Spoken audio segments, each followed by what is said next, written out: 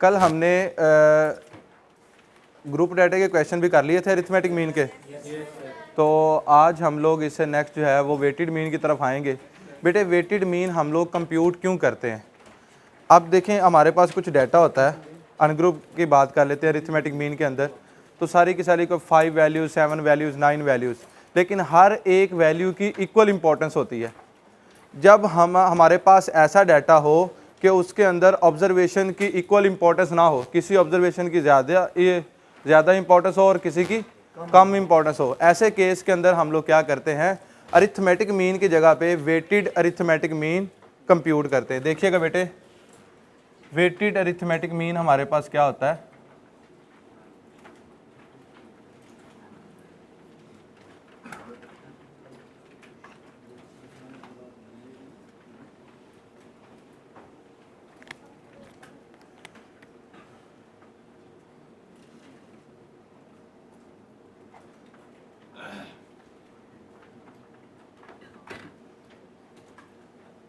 if arithmetic mean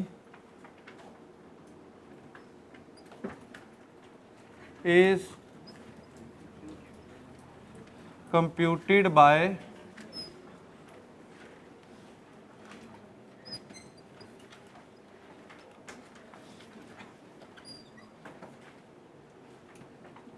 relative importance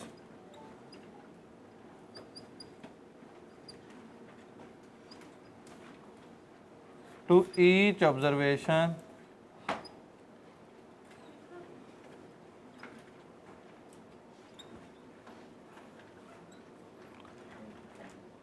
then the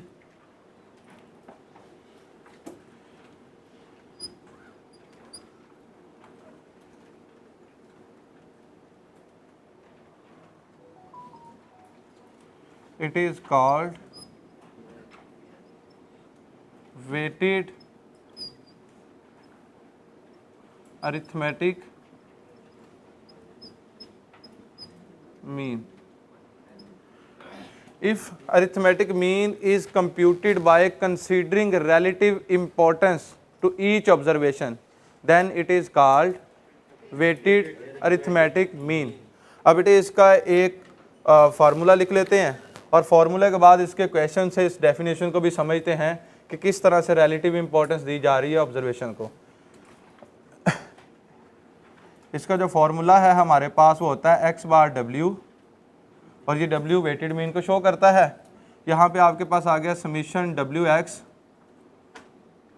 over summation w, ठीक है जी। यहाँ पे बेटे ये जो आपके पास है ये w किसको शो करता है, weight of the observation,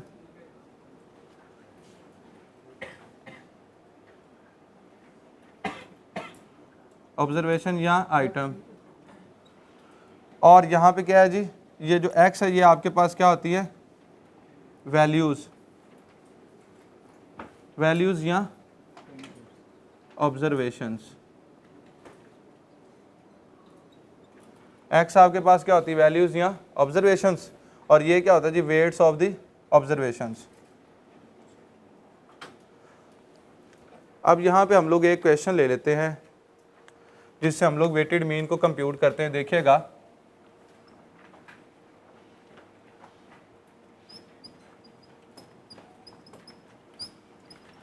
compute weighted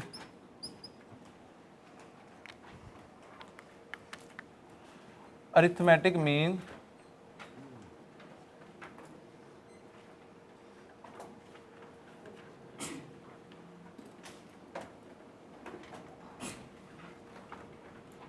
for the following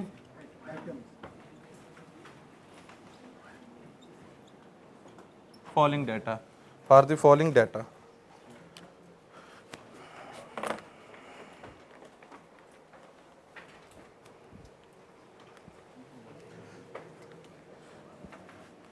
इसमें बेटे मैं एक स्टूडेंट के पीआरसी के सारे सब्जेक्ट के मार्क्स लिख देता हूँ कि एक स्टूडेंट ने पीआरसी में ये मार्क्स गेन किए हैं, लेकिन सब्जेक्ट की इंपॉर्टेंस भी मेंशन कर दूंगा। ठीक है जी। यहाँ पे देखिएगा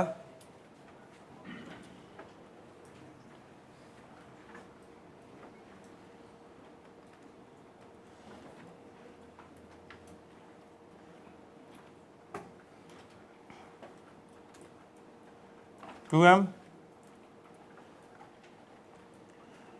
I2A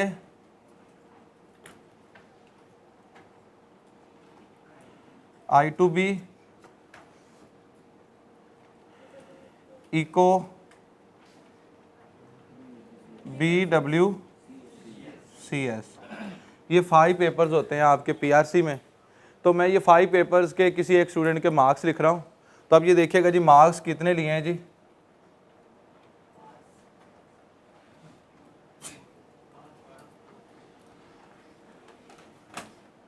85, 73, 82, 70, 73, या हम लोग इसको 70 लास्ट वाले को 75 कर लेते हैं। ये हमारे पास क्या है जी, एक स्टूडेंट के PRC के अंदर मार्क्स हैं। ये तो बड़ा अच्छा स्टूडेंट है, ठीक है जी। ये सारे के सारे एग्जाम में ही पास हो गया, ठीक है ना जी। अब देखें इस ये जो सब्जेक्ट यहाँ पे मेंशन है QM, I2A, I2B और BWCS, इन सब्जेक्ट की हम लोग वेटेज दे देते हैं कि CA में इन सब्जेक्ट की वेटेज क्या है, ठीक है जी। हम ये कहते हैं कि सबसे ज़्यादा इंपॉर्टेंस जो रखता है सब्जेक्ट वो कौन सा है जी, I2A। ये 5 टाइम ज़्यादा इंपॉर्टेंस रखता है एज़ कम्पेयर टू BWCS। तो यहाँ पे आपके पास BWCS का वेट क्या है जी 1 और I2A का वेट क्या है जी 4। अब मैं अपने सब्जेक्ट को ज़्यादा नीचे नहीं लेके जा सकता, तो इसको वेट 4 दे देते हैं, ठीक है जी। अब इसके बाद I2A को हम लोग 3 कह देते हैं और इको को हम लोग 2 कह सकते हैं। बेटे ये वेट किसी भी तरह से हो सकता है, 12 भी हो सकता है, 10 भी हो सकता है, 15 भी हो सकता था। मैंने बड़ी सिंपल सी एग्जांपल लिया है कि यहाँ पे देखें जी ये जो मार्क्स हैं और मार्क्स के साथ जो है ना वो इन सब्जेक्ट के जो है ना वो वेट भी आपको दे दिए गए हैं। तो ये सबसे ज़्यादा इंपॉर्टेंस जो है ना वो इंट्रोडक्शन टू अकाउंटिंग जो है ना वो CA में सबसे ज़्यादा इंपॉर्टेंस रखती है। तो ये आपके पास जो है ना इसको हमने 5 की वेटेज दे दी as compare to BWCS। I2A 5 time ज़्यादा इंपॉर्टेंस रखता है। ओके जी, क्लियर। अब इसके बाद क्या है जी, हमारे पास QM 4 टाइम ज़्यादा इंपॉर्टेंस रखता है as compare to BWCS। I2B 3 time ज़्यादा इंपॉर्टेंस रखता है एज़ कम्पेयर टू BWCS। और इसी तरह से इको 2 टाइम ज़्यादा इंपॉर्टेंस रखता है एज़ कम्पेयर टू BWCS।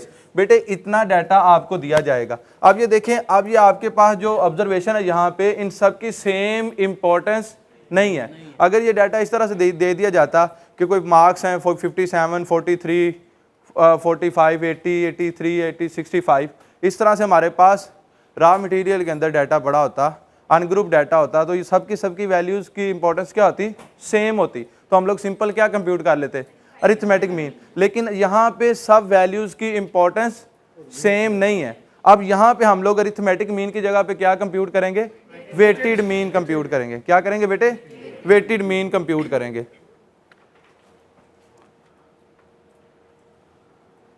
अब ये जो आपके पास मार्क्स हैं ये इसको कंसीडर कर लें कि ये आपके पास क्या है जी, अनग्रुप डाटा है, और क्योंकि इसके अंदर फ्रीक्वेंसी इन्वॉल्व नहीं है, ये आपके पास अनग्रुप डाटा, आप इसको x लिख लें, ये x वैल्यूज आपके पास, और ये इनके वेट दे दिए गए, तो ये क्या आपके पास बेटे w। अब इसके फार्मूले आ जाते हैं, तो इसका फार्मूला आपके पास क्या है, x बार w। जी जी, ये सारे का सारा क्वेश्चन एज इट इज आएगा जैसा अभी मैंने लिख दिया है। आपने सिर्फ और सिर्फ एक कॉलम बनाना है, वो एक कॉलम कौन सा होगा, WX का कॉलम होगा। बाकी ये सारे का सारा डाटा अभी जो मैंने ब्लैक मार्कर के साथ लिखा ये एज इट इज आपको मिल जाएगा। ओके, अब ये देखिएगा आपके पास फार्मूला, हाँ जी, नहीं ऐसी इसी तरह से टेबल ही बना होगा। और जो वेट है ना, वेट सम टाइम वेट जो है ना वो स्टेटमेंट के अंदर दिए होते हैं, और एक कॉलम आपको ये सब्जेक्ट का और मार्क्स का साथ दे दिया जाता है, तो आप हर एक सब्जेक्ट के साथ उसका वेट उसको असाइन कर देते हैं। लेकिन ज़्यादातर आपको इसी तरह से टेबल फॉर्म के अंदर ही डाटा दिया जाता है। क्लियर। अब देखिएगा यहाँ पे आपके पास फार्मूला x बार w summation WX over summation W। Okay, अब देखें आपके आपके पास x का कॉलम भी है और w का कॉलम भी है, तो आप इसका wx का कॉलम बना सकते हैं। तो देखिएगा यहाँ पे क्या आ जाएगा,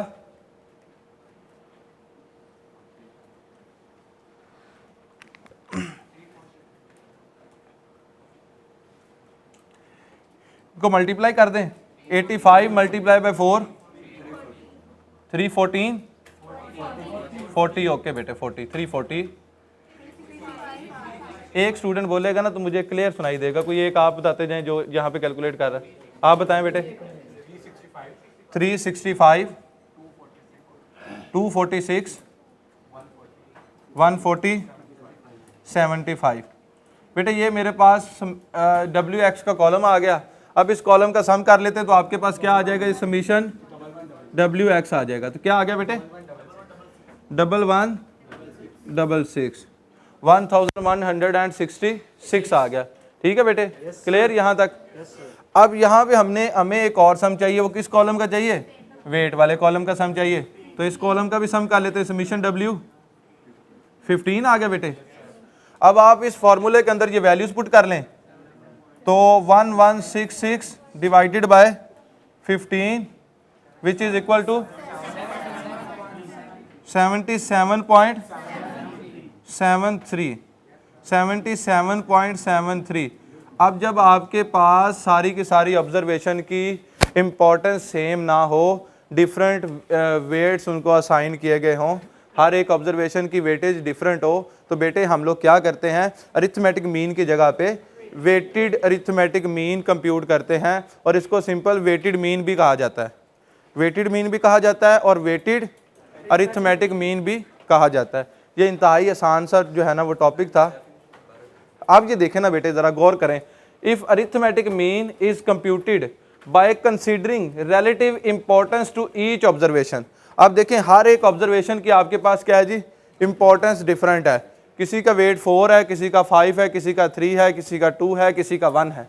ओके, हर एक ऑब्जर्वेशन की क्या है, वेटेज क्या है, डिफरेंट है। तो बेटे इस केस के अंदर जब हम लोग अरिथमेटिक मीन को कंप्यूट करेंगे तो वो अरिथमेटिक मीन क्या कहलाएगा, वेटेड अरिथमेटिक मीन। और अगर इन सारी की सारी वैल्यूज की वेटेज सेम होती तो यहाँ पे क्या होता है, 1 1 1 1 1 1। तो ये W हमारे पास क्या होता है, सबकी इंपॉर्टेंस सेम, ये भी 1, ये भी 1, ये भी 1, ये भी 1, ये भी 1। तो फिर हम इसको लिखते ही नहीं है, सिर्फ ये समीशन x ओवर n करके सिंपल हम लोग क्या कर लेते हैं, अरिथमेटिक मीन कंप्यूट कर लेते हैं। लेकिन जब इनकी वेटेज डिफरेंट होगी, इनकी इंपॉर्टेंस अलग अलग होगी, किसी को जो है ना वेट ज़्यादा असाइन किया गया, किसी को कम असाइन किया गया, ठीक है ना जी। तो जब इस तरह से आपके पास डाटा आएगा तो आप जो मीन कंप्यूट करेंगे उसको क्या कहेंगे, वेटेड अरिथमेटिक मीन। क्लियर है जी। अब बेटे इसके बाद हम लोग आते हैं इस हमारे नेक्स्ट टॉपिक की तरफ, वो क्या है जी, कंबाइन मीन। इससे पहले हम इसकी एक एग्जांपल कर लेते हैं। और जो आपकी असाइनमेंट के अंदर है बेटे, देखिएगा, असाइनमेंट ओपन करें।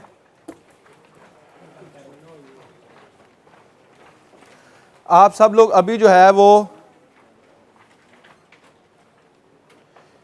इंपॉर्टेंट एमसीक्यूज के असाइनमेंट का क्वेश्चन नंबर 7 करें। इंपॉर्टेंट एमसीक्यूज के असाइनमेंट का क्वेश्चन नंबर 7 अभी आप लोग सॉल्व करें। जी स्टूडेंट, हो गया सबसे? हम अब कंबाइन मीन की तरफ आने लगे हैं।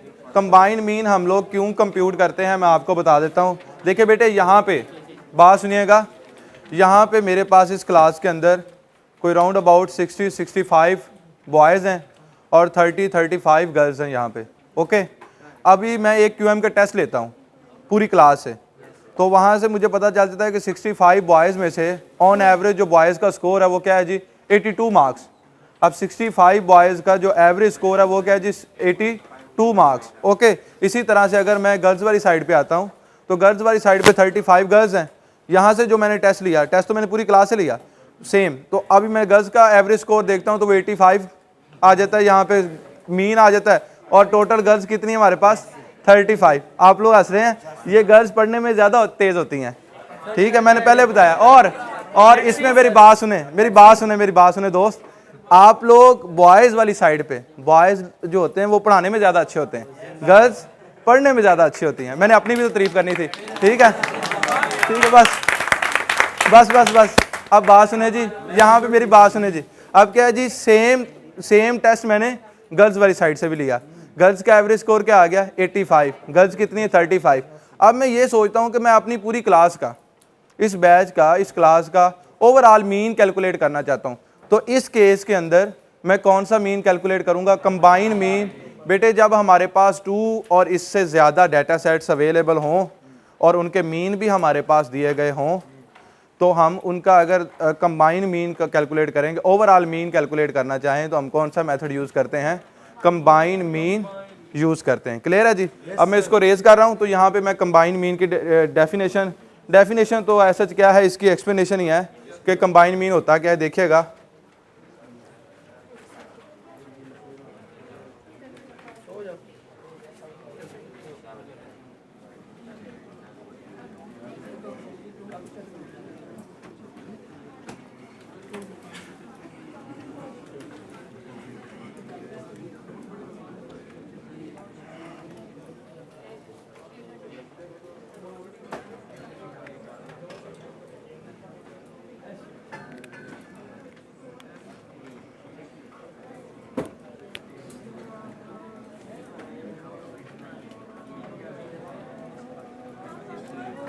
बेटे आवाज बंद करें।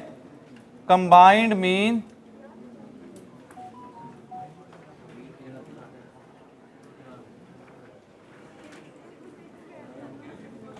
when we have 2 or more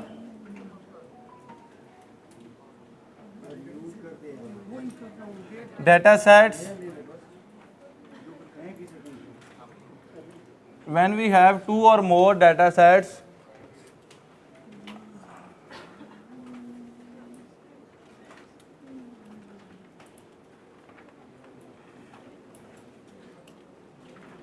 their mean and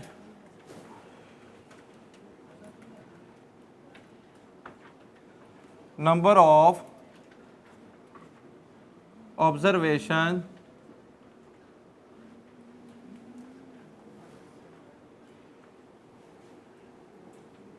when we have 2 or more data sets with their mean and number of observations, and if we want to compute overall mean,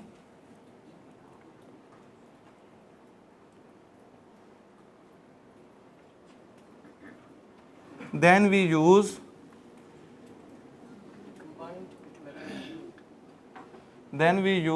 combined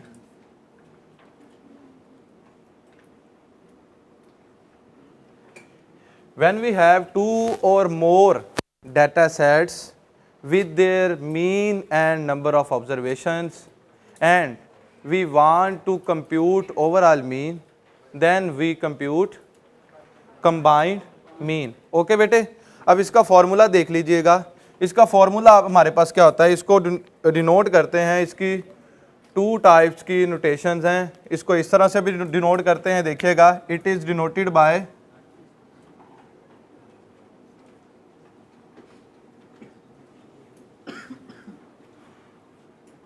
x double bar और x bar c. X double bar और x bar सी, ये दोनों की दोनों notation किसकी हैं, combined mean की हैं। और इसका फॉर्मूला हमारे पास क्या होता है, देखिएगा बेटे, x bar c is equal to summation n x bar over summation n x bar over summation n. अगर हमारे पास बेटे 2 डाटा सेट्स हों तो ये फार्मूला कहाँ तक ओपन होगा, देखिएगा, फॉर 2 डाटा सेट्स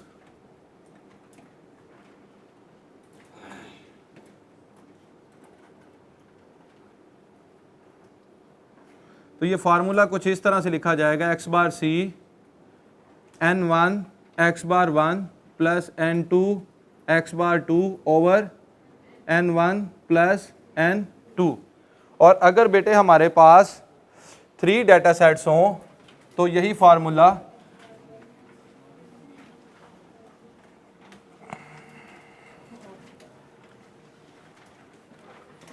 यही फार्मूला कुछ इस तरह से लिखा जाएगा, for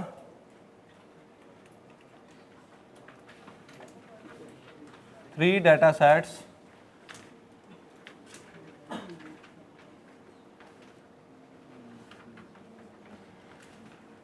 x bar c n1 x bar 1 plus n2 x bar 2 n3 x bar 3 over n1 plus n2 plus n3। और बेटे इसी तरह से अगर आपके पास 4 डाटा सेट्स हों, ये 4 टर्म्स तक 4n तक ये ओपन हो जाएगा और एंड सो ऑन। ओके, लेकिन हमारे पास मोस्टली या तो 2 डाटा सेट्स होते हैं या फिर 3 होते हैं, इससे ज़्यादा हमसे क्वेश्चन नहीं पूछा जाता। क्लियर है बेटे? अब देखिएगा यहाँ पे मैं एक QM का टेस्ट लिया, पूरी क्लास है जो अभी मैंने आपको एग्जांपल दी है। तो मेरे पास यहाँ पे नंबर ऑफ स्टूडेंट्स कितने हैं, compute combined mean for the following data.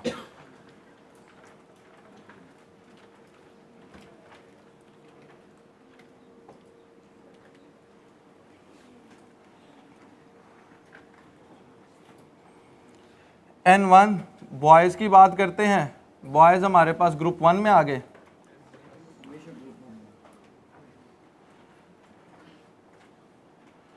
तो यहाँ पे N1 आपके पास कितना आ गया 65 और इनका एवरेज स्कोर कितना है 82।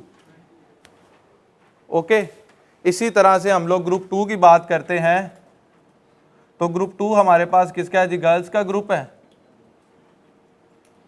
और यहाँ पे N2 हमारे पास कितना आ गया 35 और x बार 2 हमारे पास बेटे क्या आ गया 87। अब ये देखें हमारे पास ये डाटा है और अब हम इस डाटे से क्या फाइंड आउट करने जा रहे हैं, ओवरऑल मीन। ठीक है ना जी, तो हम लोग कंबाइन मीन कंप्यूट करेंगे।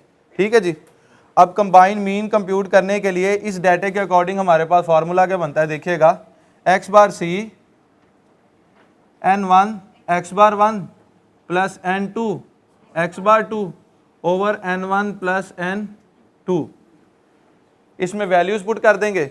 तो बेटे आपके पास n1 की वैल्यू क्या है 65 मल्टीप्लाई बाय 82 प्लस n2 कितना आपके पास मल्टीप्लाई बाय 87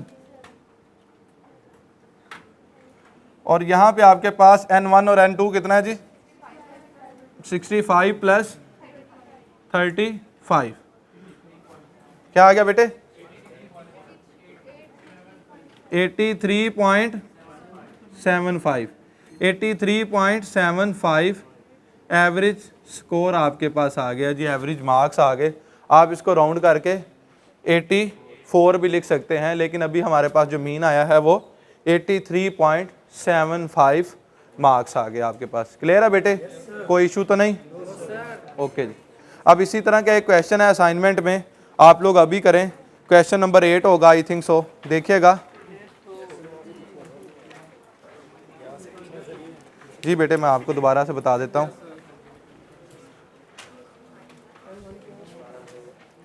बेटे यहाँ पे देखिएगा इस साइड से कह रहे हैं जी हमें कुछ ठीक से नज़र नहीं आया। तो देखिएगा ये आपने क्या किया जी, compute combined mean for the following data, ये आपको डाटा दिया गया है। अब इस डाटे में क्या है जी, ग्रुप 1 है, ग्रुप 1 बॉयज़ का। मैंने इसी क्लास का डाटा ले लिया। बॉयज़ का जो है ना वो हमारे पास नंबर ऑफ बॉयज़ कितने जी 65 और उनका जो एवरेज स्कोर है QM के टेस्ट के अंदर वो कितना है जी 82 मार्क्स। इसी तरह से हम ग्रुप 2 की बात करते हैं बेटे। तो ग्रुप 2 हमारे पास क्या है जी, गर्ल्स का ग्रुप। ये हमारे पास नंबर ऑफ गर्ल्स कितनी इस क्लास के अंदर 35 और इनका जो एवरेज स्कोर है हमारे पास वो कितना है 87। तो हमने क्या किया जी, हम ये ओवरऑल मीन कैलकुलेट करना चाहते हैं, कंबाइन कैलकुलेट करना चाहते हैं। तो हम लोग ये फार्मूला यूज़ करेंगे। अब हम देख रहे हैं हमारे पास कितने ग्रुप्स हैं 2, डाटा सेट्स कितने हैं 2। तो जब 2 डाटा सेट्स होते हैं तो हमारे पास फार्मूला ये वाला यहाँ पे यूज़ हो जाएगा। ठीक है जी, ये फार्मूला यहाँ तक ओपन होगा।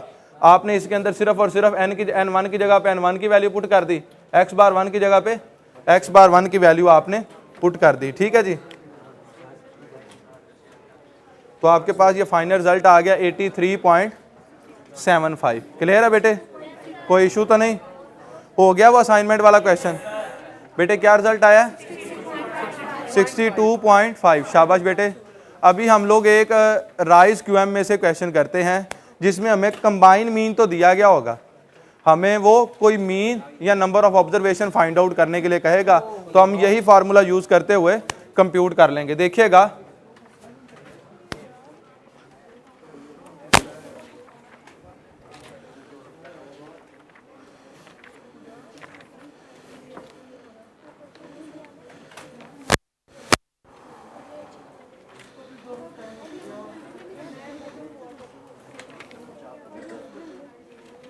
8.29 पे आ जाएं बेटे, 8.29 राइज क्यूएम पे आ जाएं, राइज क्यूएम में 8.29।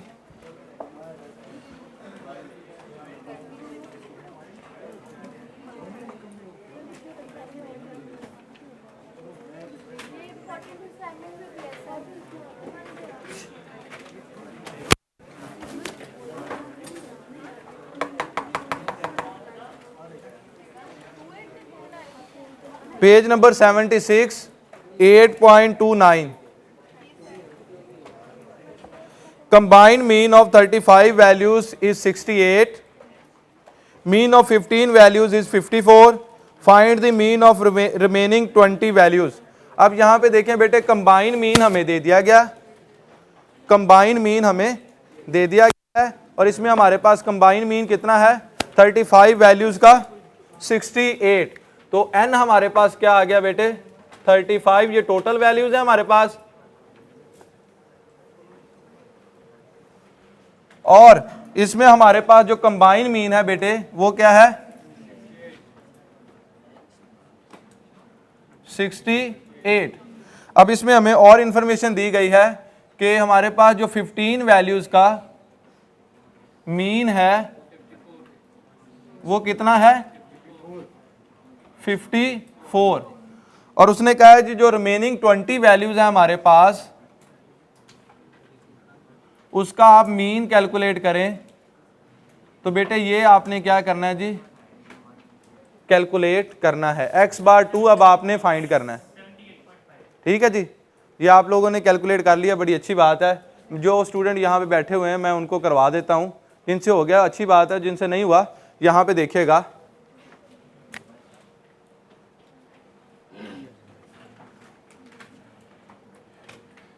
ये जो n1 प्लस n2 है ना जी, ये किसके इक्वल होता है? n के।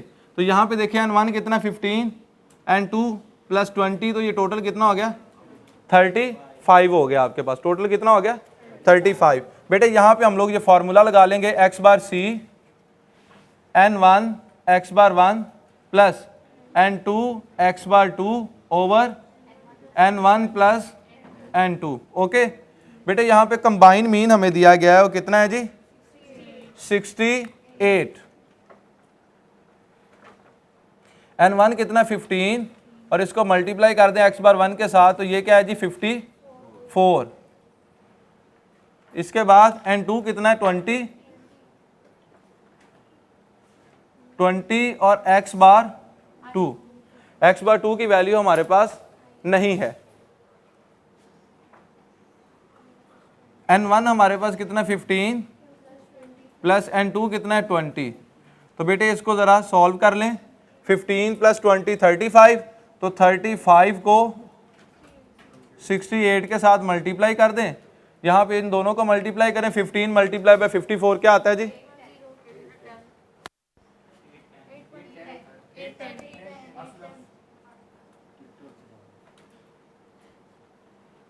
और बेटे इसका 2380, और ये लेफ्ट साइड पे आके माइनस का हो गया जी। तो आपके पास क्या आ गया? -8 10 20 x/2। ओके, अब इसमें से इसको माइनस किया तो आपके पास क्या आ गया जी? 15 70, और ये 20 इधर मल्टीप्लाई हो रहा है, लेफ्ट साइड पे आके डिवाइड हो जाएगा।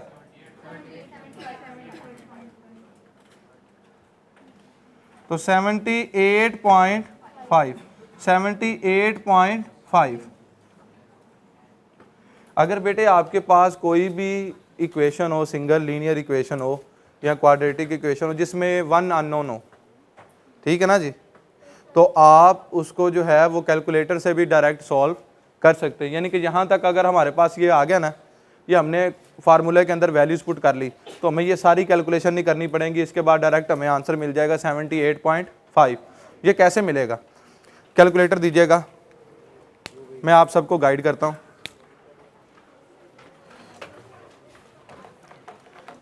देखिए कलर का आपने ख़ास ख्याल रखना है, मैं भी कलर ब्लाइंड हूँ, मुझे भी ये नहीं पता चलता ये पिंक है कि पर्पल है, लेकिन मैं आपको साथ साथ बताता जाता हूँ, आप लोग देख लीजिएगा। ये अगर आप जहाँ से ब्रैकेट क्लोज करते हैं ना जी, वो वाला बटन देखिएगा, उसके ऊपर आपको एक्स नज़र आ रहा होगा और ये शायद पर्पल कलर में है, ठीक है जी। अब देखें अल्फ़ा के ऊपर भी देखें तो अल्फ़ा भी पर्पल कलर के अंदर है। अगर आप अल्फ़ा प्रेस करके ये क्लोजिंग ब्रैकेट वाला बटन प्रेस करेंगे तो आपके पास एक्स क्या हो जाएगा, शो हो जाएगा कैलकुलेटर के ऊपर, ठीक है जी। अब आपने करना क्या है, यहाँ पे देखिएगा ये 68 है, आप लिखें जी 68 लिख लिया। आप इक्वल का साइन लेके आना है, तो देखिए बेटे अल्फा का कलर भी, अल्फा के जो लिखा हुआ है वो पर्पल कलर में है, और इसी तरह से जो आपके पास शिफ्ट के नीचे बटन है वहां पे भी जो इक्वल का साइन है वो भी पर्पल कलर के अंदर है। तो आप अल्फा और शिफ्ट के नीचे वाला बटन प्रेस करें, अल्फा और शिफ्ट के नीचे वाला बटन प्रेस करें, इक्वल का साइन आ रहा है, आ गया, क्लियर है? नहीं जी, अल्फा और शिफ्ट के नीचे बटन है जहां पे सॉल्व भी लिखा हुआ है और इसके साथ इक्वल का साइन भी है, तो वो वाला बटन, हाँ जी। तो आप इसको पहले क्लियर करें ना, अगर आपने कोई डाटा सेव किया हुआ है तो पहले कैलकुलेटर का वो क्लियर करें, और क्लियर कैसे करें पहले वो सुन ले, वापस आते हैं इसकी तरफ। आपने क्या करना है, शिफ्ट और 9 का बटन प्रेस करें तो वो कहेगा क्लियर ऑल, तो नंबर 3 के ऊपर है, नंबर 3 प्रेस करें, फिर आप इक्वल का बटन 2 टाइम प्रेस करेंगे तो आपके पास क्या हो जाएगा, कैलकुलेटर क्लियर हो जाएगा। इसके अंदर अगर कोई भी डाटा आपने सेव किया हुआ है तो वो अभी रिमूव हो चुका है, ये बिल्कुल क्लियर हो गया। ओके, अब आपने क्या करना है, अब आपने यहाँ पे 68 लिखना है और अल्फा और शिफ्ट के नीचे वाला बटन प्रेस करेंगे तो इक्वल का साइन अपीयर हो जाएगा, ठीक है जी, ये आ गया आपके पास। अब आपने ये शिफ्ट के नीचे सेकंड बटन है डिवीजन वाला, ये आपने प्रेस करना है, तो यहाँ पे जो है ना वो बॉक्स शो हो जाएंगे, एक ऊपर बॉक्स और एक नीचे बॉक्स, ठीक है जी। अब आपने ये बटन प्रेस किया तो आपके पास आ गया। अब यहाँ पे आप लिखना शुरू कर देंगे, ब्रैकेट ओपन करें, 15 मल्टीप्लाई बाय 54, ब्रैकेट क्लोज करें, प्लस 20। आपने क्या चीज फाइंड करनी है, एक्स बार, लेकिन एक्स बार कैलकुलेटर पे नहीं आएगा, यहाँ पे आपने सिर्फ एक अननोन जनरेट करना है ना, कि जिसकी वैल्यू हमें चाहिए, तो आप एक्स ही जनरेट कर लें। आप क्या करें, एक्स ही जनरेट कर लें, तो आप क्या करेंगे, अल्फा और जहां से ब्रैकेट को क्लोज करते हैं वो बटन प्रेस करेंगे, अल्फा प्रेस करके, तो आपके पास एक्स शो हो जाएगा कैलकुलेटर पे। हो गया जी।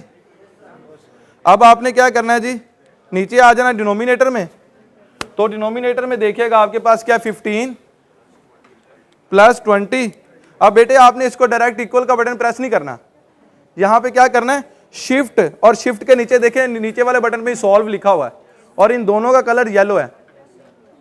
शिफ्ट का बटन प्रेस करें और सॉल्व वाला बटन प्रेस करें, शिफ्ट और सॉल्व, वो कहेगा solve for x, okay, equal का बटन प्रेस कर दें, तो आपके पास डायरेक्ट आंसर आ गया 78.5।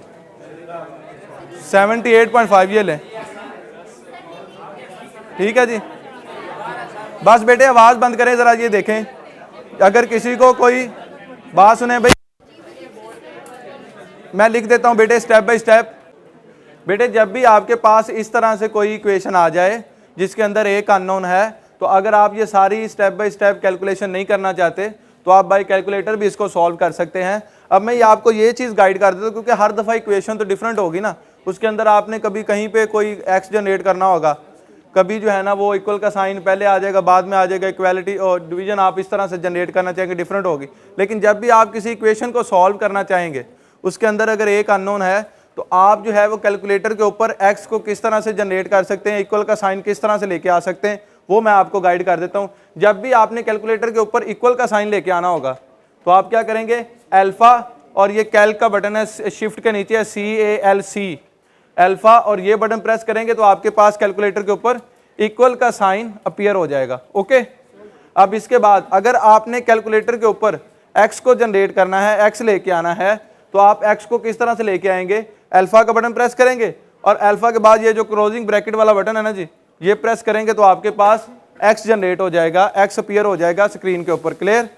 अब इसके बाद जब आप फाइनल आंसर लेना चाहेंगे क्वेश्चन का, इस पूरी इक्वेशन का आंसर फाइंड आउट करना चाहते हैं, तो आपने क्या करना है, शिफ्ट और ये कैलकुलेशन CALC शिफ्ट और इसका बटन प्रेस करेंगे तो फिर आपने क्या करना, वो आपको एक मैसेज अपीयर करेगा स्क्रीन के ऊपर, सॉल्व फॉर x।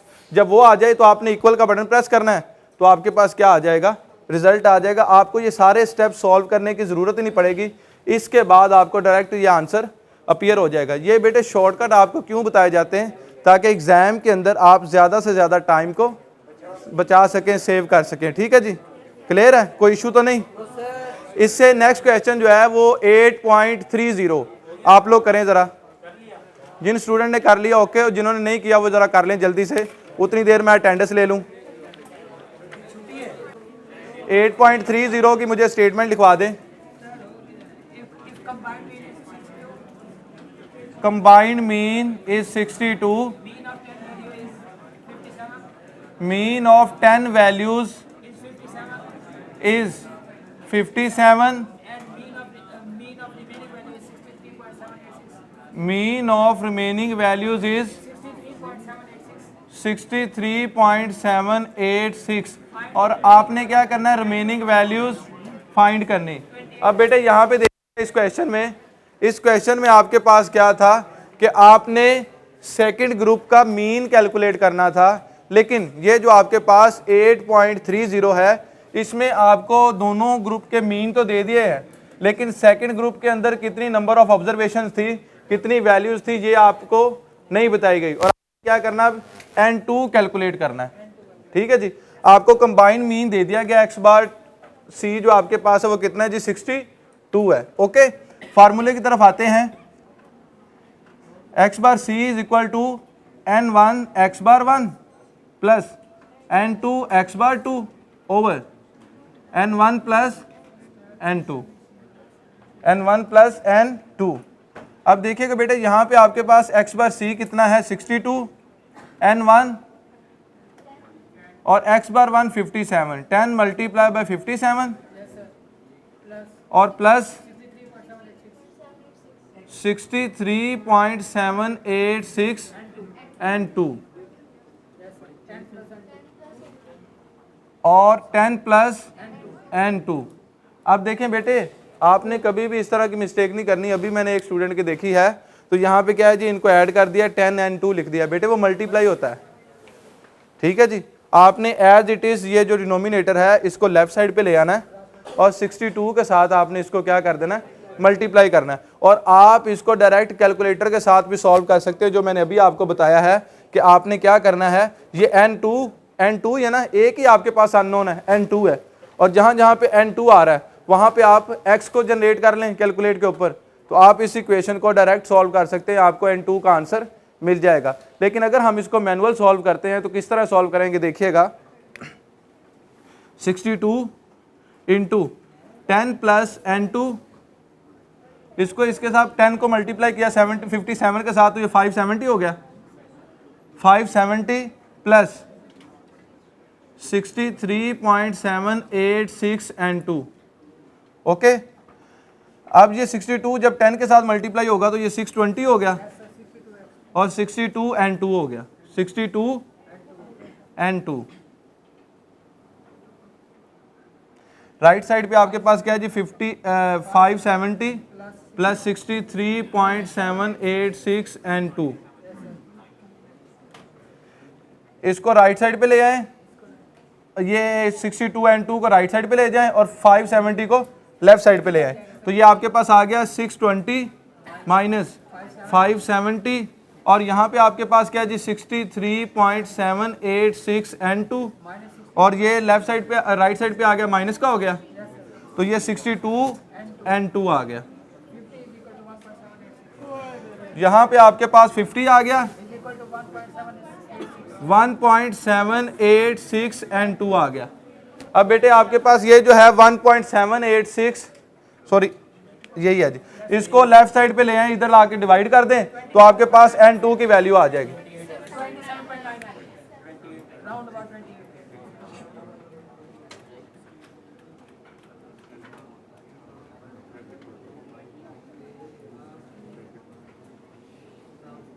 बेटे आपके पास n2 की वैल्यू क्या आ गई 28, यानी कि टोटल बेटे आपके पास कितनी वैल्यूज थी जिनका कंबाइंड मीन ये 62 था।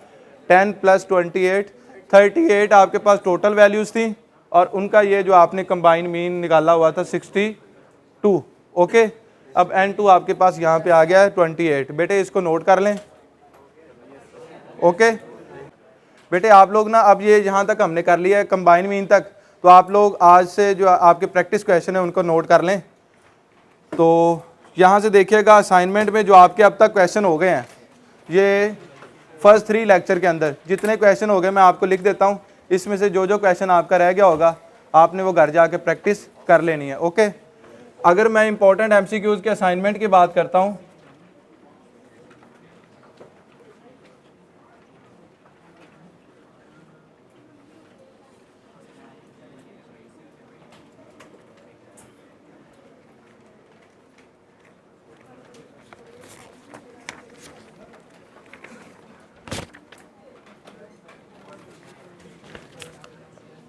वन टू 9, ये असाइनमेंट में से 1 to 9 आपके पास क्वेश्चन हो गए। Question number 1 2 3 4 5 6 7 8 9। और अब मैं आपको राइज QM में से बता देता हूँ, राइज QM में से आपके कौन कौन से क्वेश्चन हो गए हैं और इनमें से जो क्वेश्चन रह गए हैं वो आपने प्रैक्टिस कर लेनी है। Okay,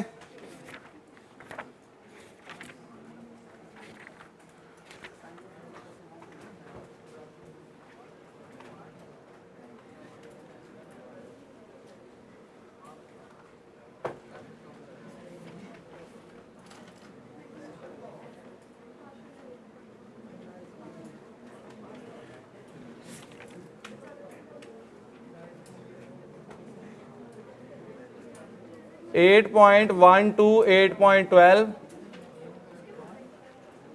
8.1 to 8.12,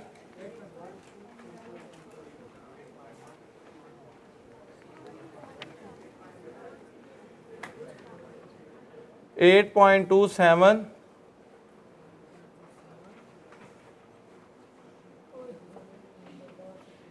8.27 to 8.30। ये आपके पास 4 क्वेश्चन और ये 12 क्वेश्चन।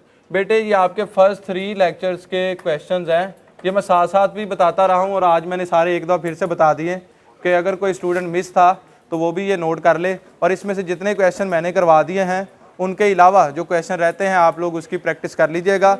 और अगर किसी भी क्वेश्चन के अंदर आपको कोई प्रॉब्लम आए, आप 24/7 मुझसे उस क्वेश्चन के बारे में हेल्प ले सकते हैं। आप मुझे व्हाट्सएप कर सकते हैं वो क्वेश्चन, अगर वो आपको एक वॉइस नोट के ज़रिए समझाया जा सकता हुआ तो मैं आपको फ़ौरन व्हाट्सएप पे समझा दूंगा। अगर सॉल्व करके समझाना हुआ तो मैं आपको सॉल्व करके सेंड कर दूंगा और साथ में गाइड कर दूंगा। और अगर ज़्यादा कोई बड़ा टॉपिक हुआ या कोई क्वेश्चन हुआ ऐसा जो कि यहाँ पे आके समझाना हुआ तो आप लोगों को मैसेज दे दूंगा, आप लोग फैकल्टी रूम में आ जाइएगा, मैं आप लोगों को गाइड कर दूंगा। ठीक है जी, ओके जी। इससे नेक्स्ट जो है वो हम लोग नेक्स्ट क्लास के अंदर पढ़ेंगे। अपना ख्याल रखिएगा, अल्लाह हाफिज़।